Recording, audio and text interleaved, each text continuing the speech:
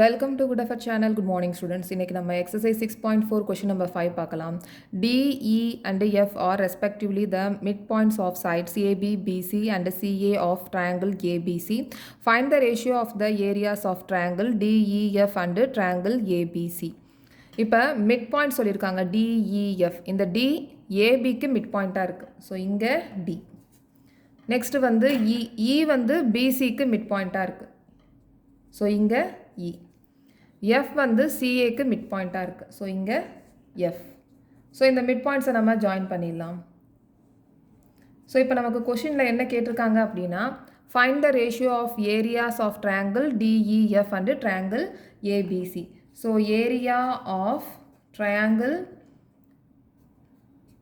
DEF by area of triangle ABC. இதோட ratio வந்து கேட்டிருக்காங்க. ஸோ இப்போ ஏரியா அப்படின்னு சொல்லியிருக்கிறதுனால நம்ம தியரம் 6.6 யூஸ் பண்ணி நம்ம ரேஷியோவை கண்டுபிடிக்கணும். ஆனால் தியரம் 6.6 யூஸ் பண்ணுறதுக்கு முன்னாடி இந்த ரெண்டு ட்ரையாங்கிளும் சிமிலாரிட்டி ஆஃப் ட்ரையாங்கிளாக இருக்கணும். அதாவது triangle DEF and triangle ABC இது ரெண்டுமே சிமிலர் அப்படின்றத நம்ம ப்ரூவ் பண்ணியிருக்கணும். ஸோ இதை நம்ம சிமிலர் அப்படின்றத ப்ரூவ் பண்ணணும் அப்படின்னா இந்த ரெண்டு ட்ரையாங்கிளும் என்னென்ன க்ரைட்டீரியனில் நம்ம சிமிலர் அப்படின்றத ப்ரூவ் பண்ணலாம். ஸோ SSS இந்த க்ரைட்டீரியன், அப்படி இல்லைன்னா SAS, அப்படி இல்லைன்னா AA, அப்படி இல்லைன்னா AAA. இந்த 4 க்ரைட்டீரியனில் ஏதாவது ஒரு க்ரைட்டீரியனை யூஸ் பண்ணி ரெண்டு ட்ரையாங்கிள்ஸும் சிமிலாரிட்டி ஆஃப் ட்ரையாங்கிள் அப்படின்றத ப்ரூவ் பண்ணணும். ஆனால் இங்கே நமக்கு SSS சைடு பற்றி எந்த இன்ஃபர்மேஷனும் கொடுக்கல. ஸோ அதனால் இந்த ரெண்டு க்ரைட்டீரியனும் யூஸ் பண்ண முடியாது. ஆனால் ஆங்கிள்ஸ் இந்த AAA இந்த ரெண்டு க்ரைட்டீரியனும் நம்ம யூஸ் பண்ணலாம். ஆனால் இங்கே இன்ஃபர்மேஷன் எதுவும் கொடுக்கல. ஆனால் நமக்கு இங்கே ஹிண்ட் வந்து கொடுத்துருக்காங்க. midpoints of sides AB, BC and CA of triangle ABCன்னு. ஸோ இதை யூஸ் பண்ணி நம்ம இந்த க்ரைட்டீரியனை நம்ம கொண்டு வரலாம். இந்த க்ரைட்டீரியனை யூஸ் பண்ணி ரெண்டு ட்ரையாங்கிள் சிமிலாரிட்டி ஆஃப் ட்ரையாங்கிள்ஸ் அப்படின்றத ப்ரூவ் பண்ணலாம். ஸோ மிட் பாயிண்ட் தியரம் நம்ம கிளாஸ் 9ல் படிச்சிருக்கோம். ஸோ ஃபஸ்ட்டு மிட் பாயிண்ட் தியரம்னா என்ன அப்படின்றத பார்க்கலாம். இந்த மிட் பாயிண்ட் தியரமை வச்சு என்ன பண்ணலாம், நம்ம என்ன கொண்டு வரலாம் அப்படின்றத நம்ம பார்க்கலாம். So mid point theorem triangle ABCயில் இந்த D வந்து ABக்கு மிட் பாயிண்ட்டாக இருக்குது, இந்த E வந்து ACக்கு மிட் பாயிண்ட்டாக இருக்குது. So DE parallel to BC, DE is equal to half of BC. இந்த DE அப்படின்றது இந்த half of BCக்கு ஈக்குவலாக இருக்கும். DE is equal to half of BC. So இதுதான் வந்து mid point theorem. So mid point தியரமில் DF இந்த DF BEக்கு பேரலல், இந்த EF இந்த BDக்கு பேரலல் அப்படின்றத கொண்டு வந்து இதை ஒரு நம்ம parallelogram அப்படின்றத நம்ம ப்ரூவ் பண்ண போகிறோம். ஸோ இப்போ DF ஆர் த midpoints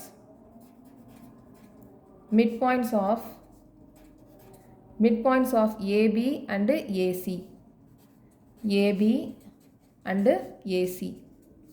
ஸோ இப்போ DF parallel to BC, DF is equal to half of BC. இப்போ தான் நம்ம பார்த்தோம் மிட் பாயிண்ட் தியரம்னா என்ன அப்படின்றத. ஸோ அதே மாதிரி தான் இங்கே பண்ணியிருக்கோம். DF வந்து parallel to BC and DF is equal to half of BC. இப்போ இந்த DF BCக்கு பேரலாக இருக்குது. அதே மாதிரி இந்த DF parallel to BEக்கும் பேரலாக இருக்கும். இதை நம்ம பிராக்கெட்டில் மிட் பாயிண்ட் தியரம்னு எழுதிடலாம்.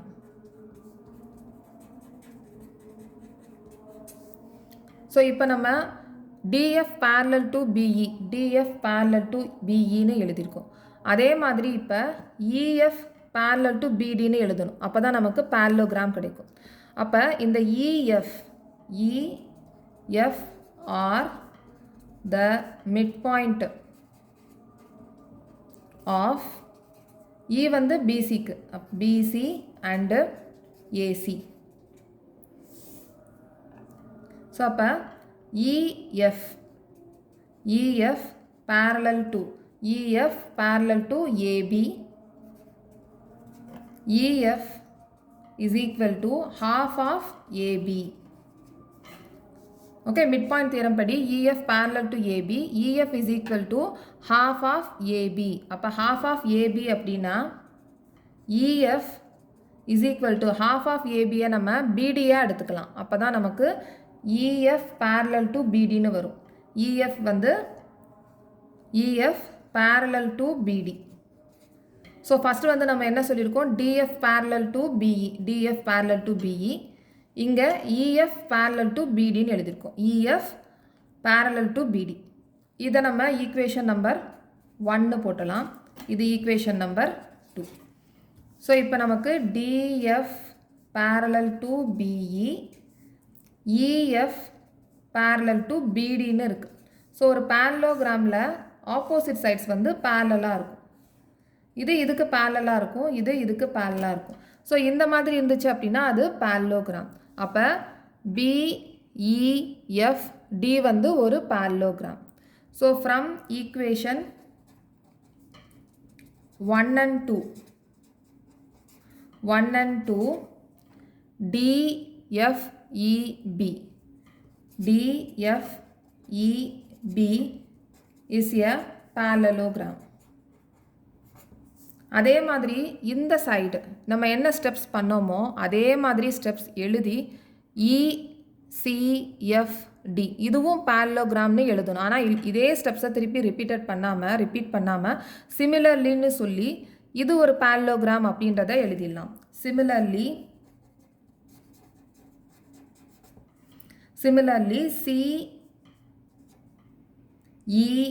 CEDF is a parallelogram. இப்போ இது ரெண்டுமே parallelogram அப்படின்றத ப்ரூவ் பண்ணியாச்சு. ஸோ இப்போ நம்ம ரெண்டு ட்ரையாங்கிள்ஸை சிமிலாரிட்டி ஆஃப் ட்ரையாங்கிள் அப்படின்றத ப்ரூவ் பண்ண போகிறோம். ஸோ என்னென்ன ட்ரையாங்கிள் அப்படின்னா triangle DEF and triangle ABC. Triangle DEF and triangle இந்த பெரிய ட்ரையாங்கிள்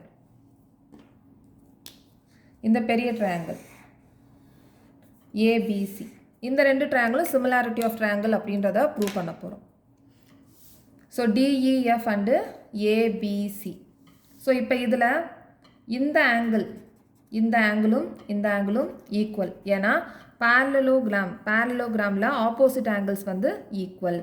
அப்போ ஆங்கிள் F இங்கே DEFனு போட்டிருக்கிறதுனால ஃபஸ்ட்டு ஆங்கிள் F போகிறேன். Angle F is equal to angle B.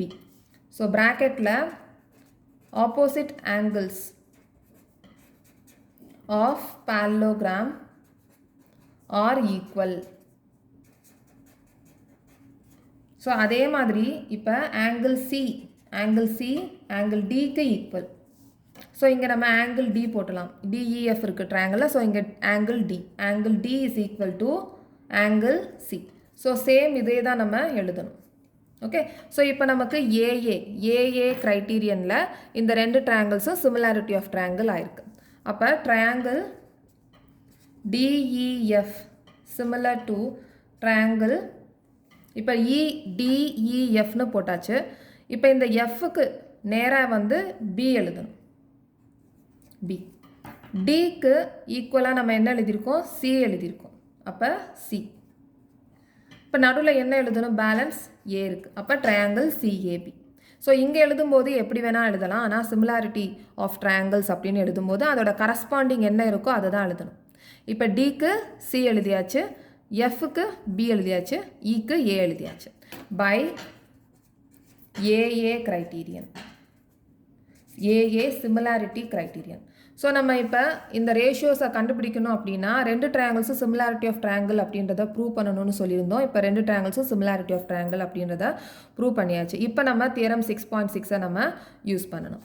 So இப்போ area of triangle DEF by area of triangle CAB is equal to DE by CA whole square is equal to EF by AB whole square is equal to DF by CB whole square. So இதுதான் வந்து theorem 6.6. So theorem 6.6ல area of triangles அதோட ratio ஈக்குவலாக இருக்கும். squares of corresponding sides அதோட ரேஷியோக்கு ஈக்குவலாக இருக்கும். So இதுதான் வந்து தியரம் 6.6. ஸோ இதை யூஸ் பண்ணி நம்ம இப்போ ரேஷியோஸாக கண்டுபிடிக்கணும். ஸோ எப்படி கண்டுபிடிக்கலாம்? ஸோ நமக்கு இங்கே கொஸ்டினில் டிஎஃப் நம்ம ஆன்சரில் எழுதியிருக்கும் போது DF is equal to half of பிசின்னு போட்டிருக்கோம். அப்போ டிஎஃபோட வேல்யூ வந்து இப்போ நமக்கு தெரியும். அதே மாதிரி இங்கே EF is equal to half of ABன்னு எழுதியிருக்கோம். அப்போ EFோட வேல்யூ நமக்கு தெரியும். அப்போ DF ரிலேட்டட் ரேஷியோ அப்படி இல்லைனா EF இதோட ரிலேட்டட் ரேஷியோவை எடுத்து நம்ம இந்த ஏரியாவோட ஏரியா ஆஃப் ட்ரையாங்கிளோட ரேஷியோவை கண்டுபிடிச்சிடலாம். இப்போ இந்த DF இதோட ரேஷியோவை எங்கே இருக்குது அப்படின்றத பார்க்கலாம். ஸோ இப்போ இதில் வந்து DF by CB whole square இருக்குது. ஸோ இந்த ரேஷியோ எடுத்துக்கலாம். அப்படி இல்லைனா EF இந்த ரேஷியோவை எடுத்து நம்ம ரேஷியோவை கண்டுபிடிச்சிக்கலாம். So area of triangle DEF by area of triangle CAB is equal to இதை நம்ம எடுத்துக்கலாம் DF by CB இந்த CB whole square. ஸோ டிஎஃபோட வேல்யூ வந்து நமக்கு தெரியும். ஸோ இப்போ டிஎஃப்க்கு பதிலாக அதோட வேல்யூவை எழுதிடலாம். Area of triangle DEF by area of triangle CAB. So டிஎஃப்க்கு பதிலாக நம்ம half ஆஃப் பிசின்னு எழுதிடலாம். half ஆஃப் பிசி பை இங்கே சிபின்னு இருக்குது, இதை நம்ம பிசின்னு எழுதிடலாம் ஹோல் ஸ்கொயர். ஸோ இப்போ நம்ம பிசி கட் பண்ணிடலாம். அப்போ பேலன்ஸ் half ஹோல் ஸ்கொயர். இப்போ இந்த ஹோல் ஸ்கொயர் அப்படின்றது 1க்கும் இருக்குது 2க்கும் இருக்குது. அப்போ 1 square is equal to 1, 2 square is equal to 4. So இப்போ ரேஷியோவில் எழுதணும். அப்போ ரேஷியோ வந்து 1:4. அப்போ ஆன்சர் வந்து 1:4 ரேஷியோவில் எழுத சொல்லியிருக்காங்க. அப்போ ஆன்சர் 1:4. ஓகே. ஸோ நெக்ஸ்ட் கொஸ்டினில் பார்க்கலாம்.